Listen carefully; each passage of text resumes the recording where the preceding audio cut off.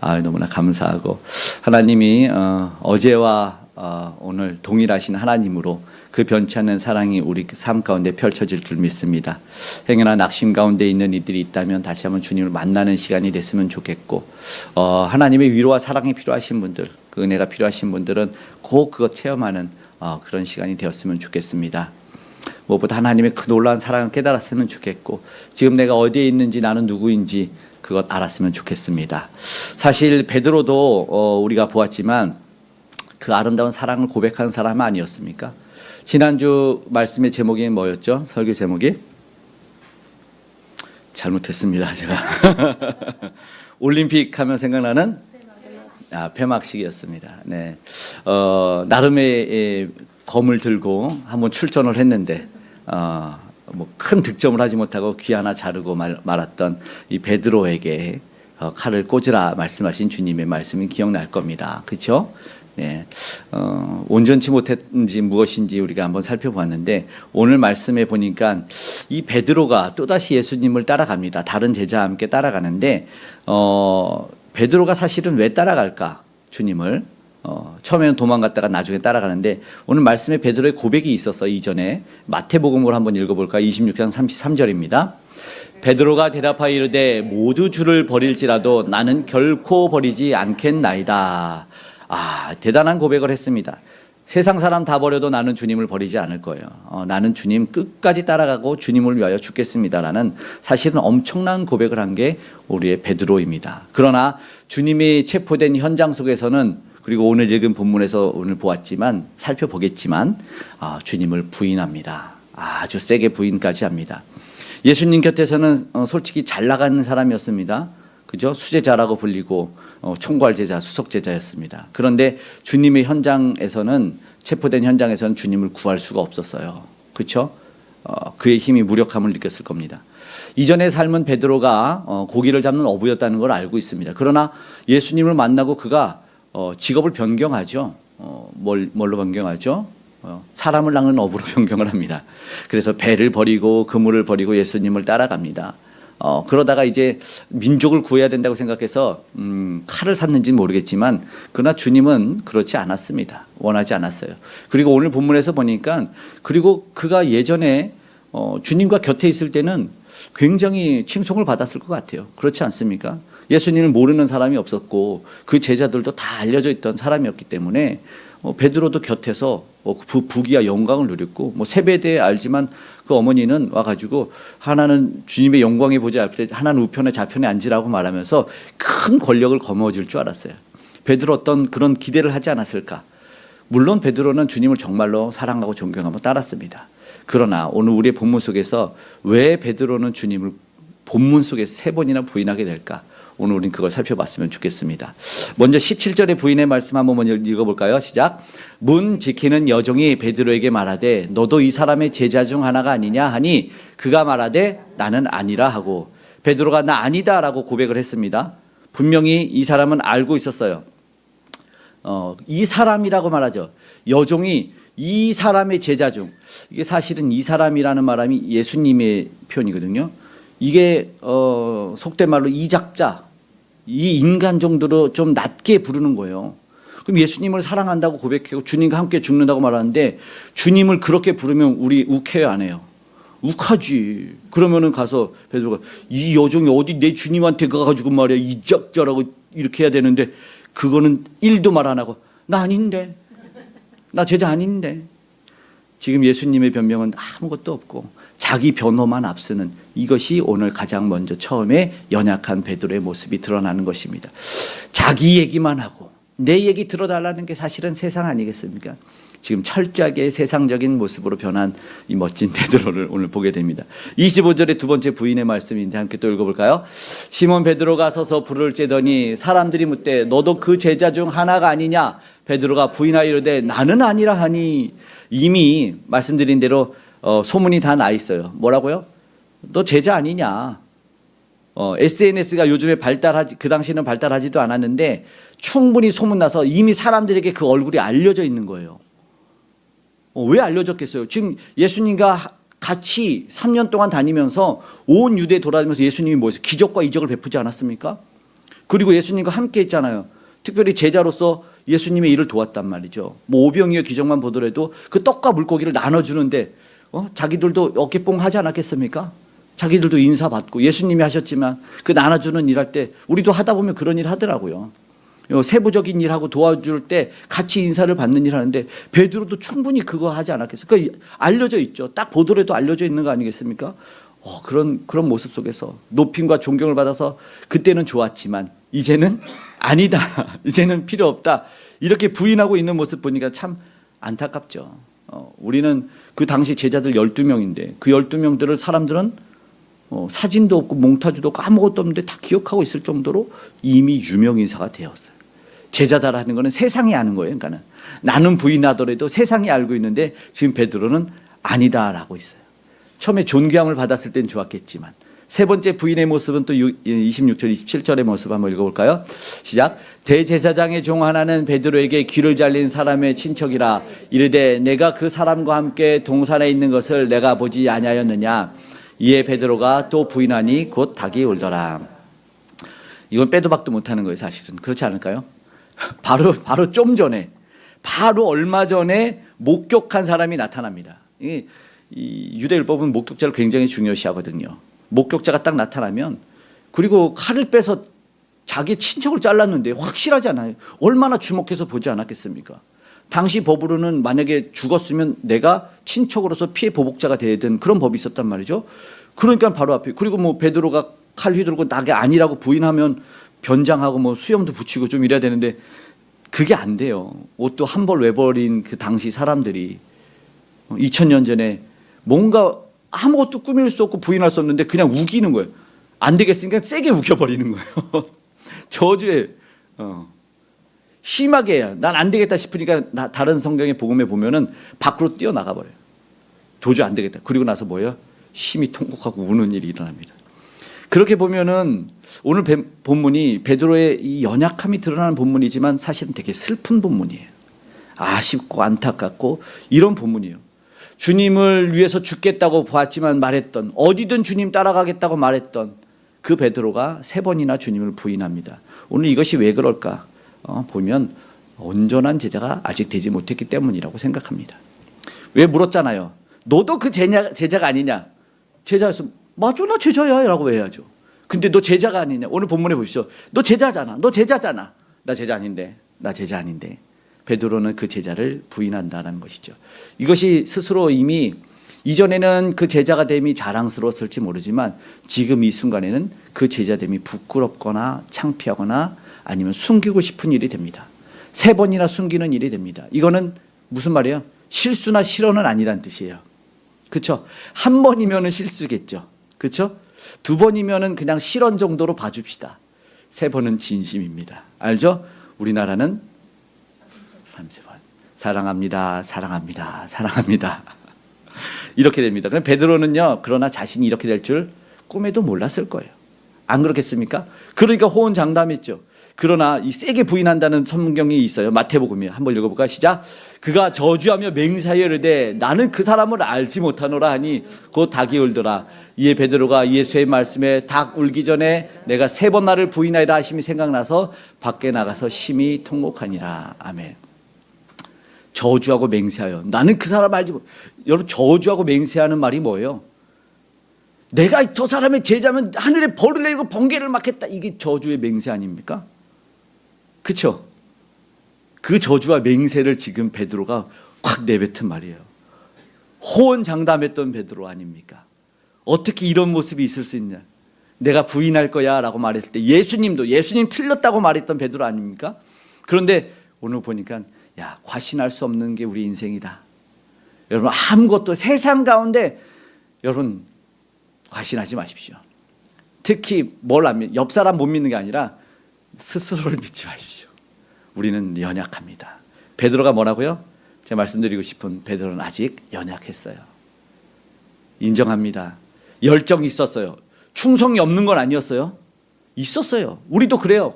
그러나 보니까 사랑도 있었던 것 같아요. 밖에 나가서 심히 통곡할 정도로 그 아련한 마음이 있었던 것 같아요. 슬펐죠.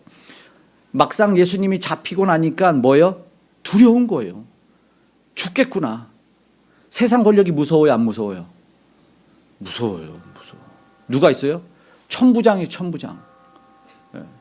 세상이 이렇게 무서운 거예요. 언제 어떤 일이 일어날지 모르는 거 아닙니까? 안전하다고 믿었던 게 무너지고 붕괴하는 세상 아닙니까? 맞아요. 내가 든든하게 믿었던 것들이 언제든지 무너질 수 있는 것이 우리가 사는 세상이에요. 그럼 거기서 뭘 느껴요? 누구든 느끼는 게 두려움입니다. 두려움을 느끼는 거예요. 보니까 권력자가 누구예요? 로마 천부장이에요. 로마 천부장. 로마 천부장이 오니까 게임이 돼요, 안 돼요? 안 되죠. 안 되죠. 게임이 안 되는 거예요. 그리고 지금 보니까 이 세상 사람들 뭐예요? 대제사장이요.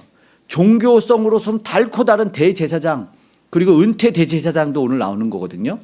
안나스, 가야반의 현직 제사장이고 장인이고, 그 사람들이 권력이 어마어마했잖아요. 대항할 수가 없어요. 그리고 자기들이 법을 바꾸는 거예요. 밤에 신문 안 해요. 증인이 없으면 친문도 안 해요. 유죄 전에는 때리지도 않아요. 근데 오늘 완전히 불법을 행하고 있는데도 그 권력 앞에서 한마디도 못하면서 베드로는 나 아니다 이 말만 하고 있는 거 아니겠습니까? 그런 거예요. 아주 무서운 세상이에요. 과거에 6.25 한국전쟁이 일어났을 때 어떻게 된 줄 아세요? 우리나라 시골 마을에 인민군이 쳐들어오면은 김일성 만세, 김일성 만세, 공산당 만세, 우린 빨갱이. 그러다가 국군이 들어오면 빨갱이를 저주한다, 빨갱이를 저주한다, 육군 만세. 이게 우리나라 현 모습. 그거 영화로 만든 거 많죠. 웰컴 투 동막골에도 인민군, 육군, 연합군. 그것도 그런 것이 있어요. 그러면 사람들이 옷을 갈아입고 그 액자를 갈아 껴요. 그게 연약한 모습이에요. 우리 권사님은 경험해 보았을 수도 있을 것 같아요. 그럴 것 같아요. 근데 그게 연약한 시민들의 모습이고, 지금 그 세상으로 지금 베드로는 돌아가서 똑같아. 오늘 잘은 모르겠지만 저와 여러분도 그런 흑역사들이 있지 않나요? 너무 무서워서, 너무 두려워서 비굴해지고, 두려워서 거짓말하고, 그런 모습이 있어요. 이게 오늘 우리의 흑역사고, 오늘 베드로도 지금 멋지게 그 깜깜한 흑역사를 쓰고 있어요. 왜요? 세상이 무섭고 내가 연약하니까 그렇습니다. 그렇게 예수님이 말하지 않습니까? 네가 오늘 밤에 나를 버릴 거야 라고 말할 때 베드로가 뭐라 그랬다고요? 이렇게 얘기했어요. 베드로가 대답하되 모두 주를 버릴지라도 나는 결코 주를 버리지 않겠나이다 라고 말했지만, 실제 삶에서는 내가 먼저 주를 저주하고 부인하고 버리겠습니다. 힘과 패기와 열정 믿죠? 여러분 지금 믿는 거 있죠? 그거 아무 소용없을 때 있을 거예요. 그래요. 그게 뭐야? 우리 연약하기 때문에 그렇습니다. 또 하나 굳이 말하자면 어떤 말이냐면, 아직 성령 받지 않아서 그래요. 성령이 받으면 능력이 임한다. 아세요? 성령 받으면 능력이 임한다. 한번 읽어볼까요? 사도행전 1장 8절. 오직 성령이 너희에게 임하시면 너희가 권능을 받고 예루살렘과 온 유대와 사마리아 땅끝까지 이르러 내 증인이 되리라 하시니라. 아멘. 그러니까 이 현장이 굉장히 중요한 주님의 증인이 돼야 되지 않았습니까? 제자로서보다 나는 그와 함께 했다는 증인이 사도거든요. 그래서 그걸 증언해야 됐는데 안 됐고, 여기 말씀 속에 보니까 예수님의 말씀이 성령 받아야지 능력, 권능을 받는다. 권능. 폭발적으로 선포할 수 있는 능력, 권능, 두나미스. 이걸 받을 수 있는 게 바로 성령 받을 때라는 것입니다. 여기는요, 사실은 이 말씀은 우리를 겸손하게 만들어요. 왜냐하면 내가 내 힘으로 살던 세상 아니었어요? 그랬죠. 나는 할 수 있을 거다. 나는 실패하지 않을 거다. 나는 주님을 꼭 증거하는 사람이 될 거다. 나는 성공할 거다. 나는 뭔가 다 해낼 거다라고 말하지만, 사실은 성령 받아야 된다는 말씀 우리를 겸손하게 합니다. 주님이 은혜 주셔야 합니다. 주님이 우리에게 생명 주셨고, 주님이 모든 환경과 상황을 만들어 주셔야 하는 겁니다. 여태 내가 했다고 했던 이들을 하나님은 과감하게 꺾으실 거예요. 부러뜨리시는 걸 보게 됩니다. 그리고 성령 받으면 능력이 나타난다 그랬잖아요. 그래서 성령 받은 사람은 여러분 회개하십시오. 그러면은 회개가 일어나요.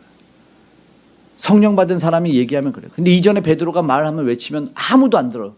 근데 정말 성령 받고 사도행전에 보니까 2장에서 회개해라, 3장 회개해라 그랬더니 3,000명이 5,000명이 가슴을 치며 우리가 어찌합니까? 회개하는 역사가 성령 받은 베드로에게 일어난 거예요. 성령 받았을 때. 이전에는요 아무것도 안 됐어요. 누가 말하면 믿습니까?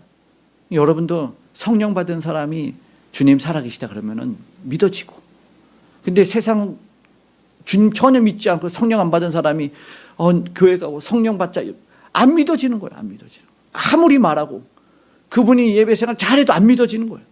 성령 받으면 그런 능력이 나타난다. 성령님이 임하시면 능력이 나타나. 성령님이 임하시면 능력이 나타나. 모든 것이 일어날 수 있게 되죠. 참 선한 것이 일어나네.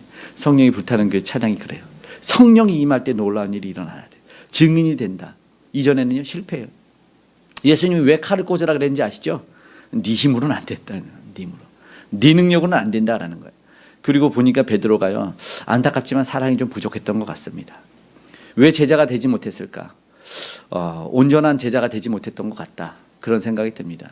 이 기원전 4세기에 그리스의 피시아스라는 사람이 억울한 일에 연루돼서 이제 교수형을 당했답니다. 그래서 황제가 왕이 이제 피시아스를 죽여라. 이제 그랬더니 그가 죽기 전에 부모님한테 인사 한번 드리고 오겠다고 하니까 안 된다고 했어요. 왜냐면은 선례가 돼도 안 되고 도망가면 어떡합니까? 그랬더니 그 친구가 이제 공직자인 그 친구가 다몬이라는 사람이 보내주십시오.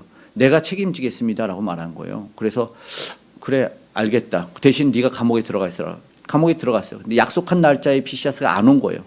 그러니까는 다몬을 끌어내서 죽여라 그랬어요. 다몬이 이제 죽고 이제 사람들은 왜 너 네 친구가 이렇게 배반할 거 몰랐냐 그런 거예요. 그러니까는 아니다. 그런 말 하지 마라. 무슨 일이 있을 거다. 내 친구 피시아스 반드시 돌아온다. 그래요. 웃기지 마라. 이제 교수형을 딱 하려고 한 거예요. 그때 갑자기 멀리서 이 피시아스가 달려오면서 내가 돌아왔습니다. 내 친구 다몬을 풀어주십시오. 그런 거예요. 그러니까 왕이 야, 너희 풀어줘야겠다. 제 친구를 욕하지 말라 그랬던 야, 어떻게 끝까지 너는 그 약속을 지켰냐. 너무 감동을 하는 거예요. 서로 이렇게 끌어안는 모습을 보면서 왕이 그 우정에 너무 감동을 한 거예요. 야, 둘 다 풀어줘라. 네 죄를 사면해 주겠다. 피시아스. 그러면서 왕이 조용히 속삭였다는 거예요. 내 모든 것 다 줘도 이런 친구 한번 사귀어보고 싶다. 이렇게 마지막에 속삭였다는 거예요. 근데 이 우정이라는 말이 헬라어랑 동일한 말이 있어서 제가 이 말씀을 드리는 건데 일단 요한복음 15장 우리 앞에 봤지만 13절 한번 읽어보겠습니다. 사람이 친구를 위하여 자기 목숨을 버리면 이보다 더 큰 사랑이 없나니. 우리는 사랑으로 표시하지만 우정과 같은 단어로 헬라어는 필레오를 말합니다. 필레오.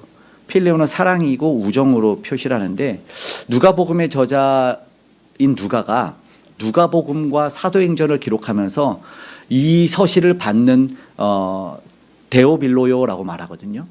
이 데오빌로가 누구냐면 데오스인 하나님과 필레오인 사람, 사랑이에요. 하나님을 사랑하는 가카여라고 편지를 하는 거예요. 데오빌로요. 이 필레오가 사랑이에요. 사랑의 수신자요. 사랑의 수신자. 역사적으로 그 사람이 진짜로 존재했는지는 모르는데 하나님을 사랑하는 사람이 서신서를 받아야 된다라는 거예요. 오늘 중요한 이야기를 하는 것은 무엇이 부족하냐. 베드로는 지금 그 우정, 친구를 위하여 목숨을 버리는 것이 예수님은 가능하지만 지금 아직 베드로는 그 사랑이 지금 부족한 것이 아닌가 보여줘요. 그래서 이 일을 위해서 예수님이 하나의 장치를 나중에 하십니다. 우리가 잘 아는 이제 내용이 21장 가서도 보겠지만 18절의 말씀 한번 읽어볼까 시작. 그때 추운 고로 종과 아랫 사람들이 불을 피우고 서서 쬐니 베드로도 함께 서서 쬐더라. 오늘 본문 18절 개역 성경과 그리고 세 번역에 보면 이 불이 숯불로 되어 있어요. 숯불. 그러니까 숯불을 쬐고 있어요. 그런데 예수님이 부활하고 나서 베드로가 다시 전직으로 돌아가요. 그러니까 베드로가 다시 어부 생활을 하거든요. 그때 해변가에 예수님이 숯불을 펴놓고 물고기와 떡을 드셔요. 그러니까 상황이 지금 베드로가 부인할 때의 상황의 냄새와 온도와 환경이 똑같이 만들어져 있어요.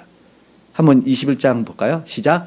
육지에 올라보니 숯불이 있는데 그에 생선이 놓였고 떡도 있더라. 오병이의 기적도 생각나지만 숯불이 온전히 그 상황을 연출합니다. 그리고 나서 예수님이 베드로한테 뭘 물어보시는지는 알 거예요. 내가 나를 사랑하느냐를 3번 물어봐요. 뭘로 승화가 된 거죠? 나는 주님, 나는 제자가 아닙니다를 뭘로 예수님이 바꿔주시는 거예요? 3번 너는 나를 사랑하냐로 바꿔주시는 거예요. 그럼 뭐가 지금 온전한 제자를 이루는 것은 뭐냐면 예수님의 일꾼이 되는 제자는 사랑이었던 거죠. 필레오 사랑. 내가 나를 필레오 하느냐? 내가 나를 필레오 하느냐? 3번 물어보십니다. 아가페 사랑을 요구한 거 아닙니다. 우리가 말한 사랑이 달라요. 내가 필레오를 하느냐? 내가 필레오를 하느냐.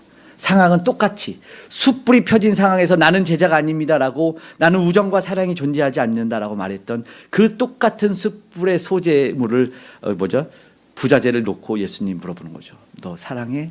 이 숯불에서도 한번 고백해봐 라고 말하는 겁니다. 내가 나를 사랑하느냐. 그 사랑이 없었으니까 두려워요.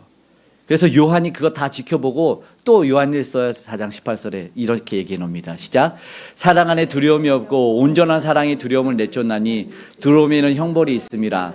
두려워하는 자는 사랑 안에서 온전히 이루지 못하였느니라. 아멘. 왜 두려웠는지 알겠어요. 베드로가 아직 온전한 사랑을 이루지 못해서. 예수님이 사랑에 응답했을 때의 3번의 응답은 진짜 고백인 거예요. 두려워서, 사랑 없어서, 불안해서, 두려워서는 아직 온전하지 않았을 때라는 겁니다. 이 안타까운 이런 모습을 바라보면서, 이 베드로를 바라보면서 슬픈 마음도 들지만 오늘 우리도 늘 물어보고 고민하지 않습니까? 오늘 우리는, 저와 여러분은 예수 그리스도의 제자가 맞습니까? 한국교회 제자 훈련 많이 하잖아요.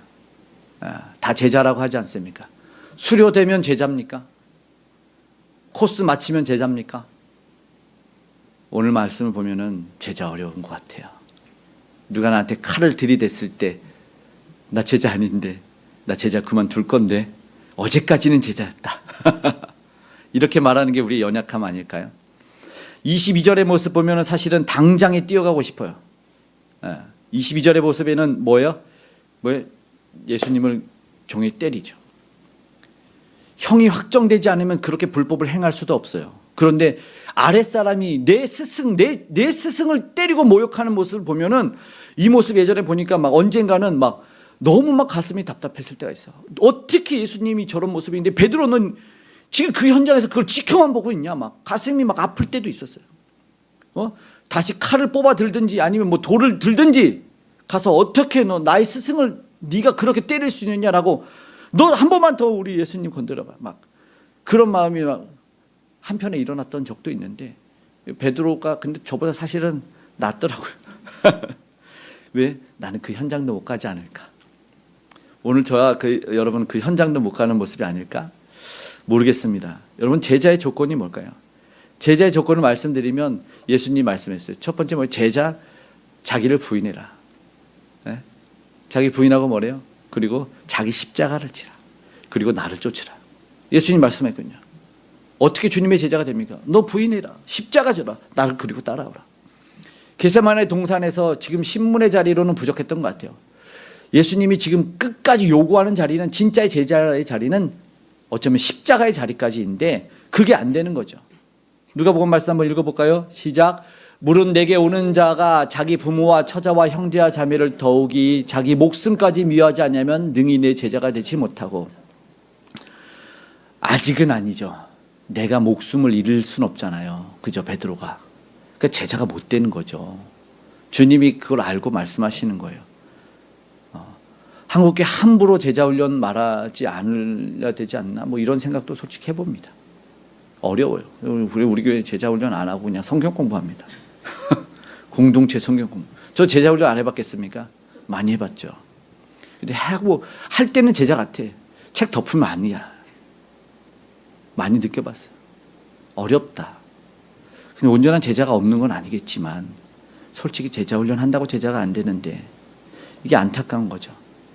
우리가 고백하지 않습니까? 십자가로 가는 거 죽음 아니겠습니까? 그래, 노래는 엄청 간절하게 하잖아요. 네? 살아도 주를 위해, 죽어도 주를 위해, 살아 죽으나 난 주의 것, 찬양하고 노래하지만 정작 그 중요한 순간에 예수님 없고 예수님 부인하지 않고, 나 제자 아니었다. 나 원래 제자 아니야. 나 원래 절 다녔어. 위기의 순간에는 그렇게 말하는 게 우리 연약함입니다. 여러분 아니라고 부인하면 그냥 저만 하겠습니다. 전 연약합니다. 주님은 뭐라고 말할까요? 끝까지 따르는 제자. 귀를 자른 무용담이 나왔으니까 여기까지 끝났으면 얼마나 좋아요. 야, 내가 귀 잘랐어. 주님한테 오는 녀석 내가 귀 잘랐어. 딱 그렇게 하려 그랬는데 귀 자른 친척이 왔더니 그 사람한테 나 아니야. 절대 무용담조차도 못하게 하는 거예요. 무용담도. 그와 상관된 친척이 등장할 줄은 몰랐어.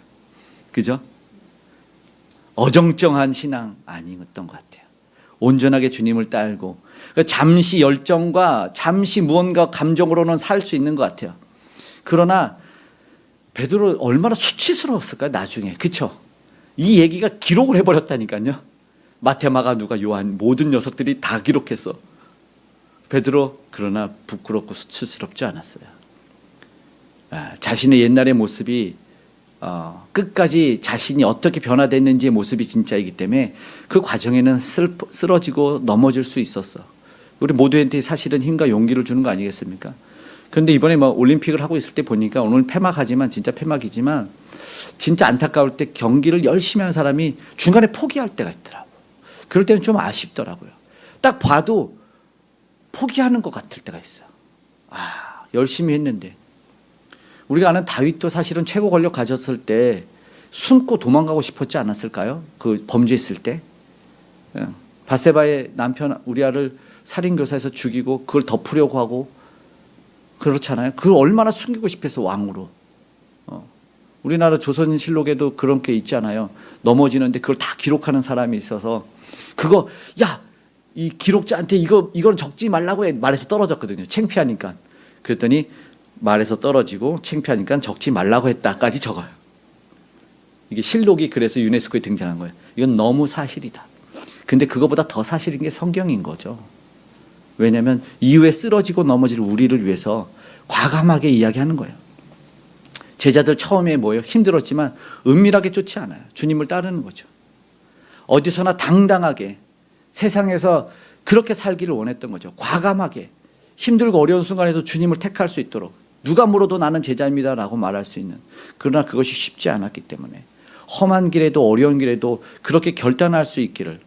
그래서 그것은 뭐냐면 십자가를 붙드는 제자였다 말씀을 드렸고 보았지만 최후 승리를 얻기까지 찬양하죠. 최후 승리를 얻기까지 주의 십자가 사랑하리. 빛난 면류관 받기까지 험한 자가 붙들겠네. 최후 승리를 얻기까지 뭘 붙들어요? 십자가를 붙들어요. 최후 승리를 얻기까지 십자가를 붙드는 거예요. 승리는 누구로부터? 주님으로부터 나옵니다. 그런데 십자가 붙들면요, 여러분 승리해요. 진짜 승리합니다. 세상에서 한 방이 있지 않아요. 복권에만 한 방이 있는 게 아니라 인생에 기독교가 진짜 한 방의 신앙입니다. 기독교가 한 방 아니겠습니까? 세상과 감히 비교할 수 없어요. 이게 가장 강력해. 죽어 패하는 것 같죠? 그러나 예수님이 뭐예요? 기독교가 감히 최고라고 말하는 이유는 저들은 엄청난 무기들을 갖고 있어요. 진짜로 모든 걸 다 무너뜨리는 무기들. 미움, 시기, 배반, 질투, 그리고 뭐예요? 사망. 저들이 가진 무기인데 예수님 그 사망 깨트려버려. 미움 깨트려버려. 질투, 시기 깨트려버려. 이게 예수님의 한 방입니다. 이게 기독교인 거예요. 진짜 한 방으로요. 누구나 다 미워하고 저주하고 욕할 수 있지만 다 떠나가지만 우리 찬양했는데 베드로를 받아주신다니까요. 용서해 주신다니까요. 진짜 한 방이 있잖아요. 7번씩 70번이라도 용서하는 용서가 우리는 있잖아요. 예수님 보여주셨지 않습니까? 그러니까 십자가를 붙들어야 안 붙들어요? 붙드는 거예요. 베드로 어떻게 죽어요? 십자가에 거꾸로 죽어요. 십자가에서. 안드레는 어떻게 죽어요? 십자가 X로 죽는 거예요. X로. 그 신앙 봐야 되니까 국기에 십자가 넣는 거예요. 잭 유니온 영국 국기에 넣는 거잖아요. 십자가. X도 넣자. 거꾸로 십자가도 넣자. 십자가를 넣는 거죠. 주님 가신 길. 비아 돌로로사. 슬픔의 언덕에 올라가자. 우리도 함께 가자. 이 세상에서 가자라는 거죠. 주님 따라 올라가고 십자가 붙들면 그때가 제자인 거죠. 십자가를 질 수 있나? 그때 제자가요. 십자가를 질 수 있나? 주가 물어보실 때 죽기까지 따르오리. 성도 대답하였다. 우리의 심령 주의 것이니 주. 여기까지 하겠습니다. 다음에 음이 헷갈려요. 그러나 얘기하죠. 십자가 질 수 있냐? 너 십자가 질 수 있냐? 이건 너가 진짜 제자로 살 수 있냐? 물어보는데 그때 네, 죽기까지 따르겠습니다가 우리 대답이 되면 좋겠습니다. 베드로 이겼으면 좋겠는데 베드로가 사실은 주님 십자가 할 때 하나 놓친 게 있어요. 하나 놓친 게. 아쉬운 게 있어. 찾아보니까 그런 게 있다. 뭐예요? 기도예요. 기도. 사실 베드로 이길 수 있었을 것 같은데 패배 원인이 있어요. 뭐냐면 이 말씀 한번 읽어봐요. 그러면 나와요. 마태복음 26장 41절이에요. 그리고 누가복음 22장 46절 함께 읽어보겠습니다. 시험에 들지 않게 깨어 기도하라. 마음에는 원이로되 육신이 약하도다 하시고 또 이르시되 어찌하여 자느냐. 시험에 들지 않게 일어나라 기도하라 하시니라. 아멘. 여기서 굉장히 중요한 기도를 예수님은 하시거든요. 이게 겟세마네 기도예요. 겟세마네 기도에서 예수님이 잔을 옮겨달라는 기도를 하시죠. 그런데 하나님의 뜻대로 해달라고. 베드로도 제자들도 졸지 않고 이때 기도했으면 예수님처럼 기도하지 않았을까요? 지금 하나 안 쉬게 놓친 게 기도예요. 지금 한국교회가 아니면 어쩌면 우리가 많이 사라진 모습이 기도예요. 기도. 산에 올라가는 기도가 요즘에 없대요. 기도하러 가는 사람이 없대요. 나무 뿌리 뽑는 사람이 없대요. 지금 기도가 사라졌는데 누가 십자가를 질 수 있을까? 여기에 누가 총칼 조금만 들어오면 다 버리고 주님 떠날 것 같다는 생각이 불현듯 들어요. 왜요? 기도하는 사람이 안 보여서. 기도가 이긴대잖아요. 쉬지 말고 기도해라. 기도할 때 뭐예요? 성령님이 일하시는 거죠. 내가 누구고 누구의 힘으로 살아가는지는 기도하냐 안 하냐로 구분이 됩니다. 오늘 우리는 내가 제자입니다라고 당당하게 고백할 수 있는 저와 여러분이 됐으면 좋겠습니다. 내가 주님 제자입니다라고 말했으면 좋겠어요. 나 겟세마네 동산에서 두 손 모아서 주님 내가 기도할 때 말씀이 능력이 돼서 내게 나타나 주십시오라고 기도하는 진짜 참된 제자가 저와 여러분이 됐으면 좋겠습니다. 다시 묻는 거죠. 당신 제자입니까? 저 사람이 묻기도 전에 종이 묻기도 전에 너 그와 함께 그래 내가 제자다. 이렇게 말할 수 있는 사람이 있었으면 얼마나 좋을까라는 것이죠. 여종의 말에 아랫사람들의 말에 아니 이미 뚫고 들어가서 예수님 곁에서 예수님 옆에 서서 내가 주님 제자인데 주님 건들지 마라라고 말할 수 있는 사람이면 얼마나 좋겠습니까? 오늘 말씀을 마치면서 그 간절함이 있었으면 좋겠습니다. 이번에 올림픽을 보면서 멋진 선수들 많이 나오더라고요. 그죠?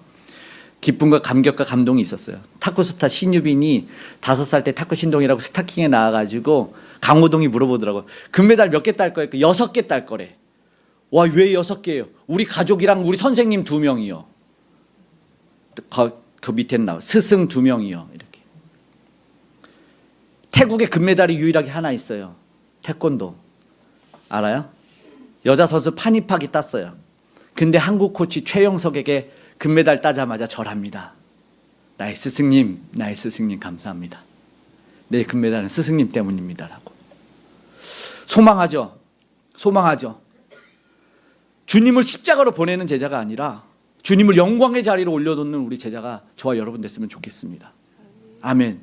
당신은 나의 스승이고 나는 당신의 제자로 살기를 원합니다 라고 큰절 올리는, 그렇게 큰절 올렸던 파니팍처럼 오늘 우리 주님한테 큰절 올릴 수 있는 저와 여러분이 됐으면 좋겠습니다.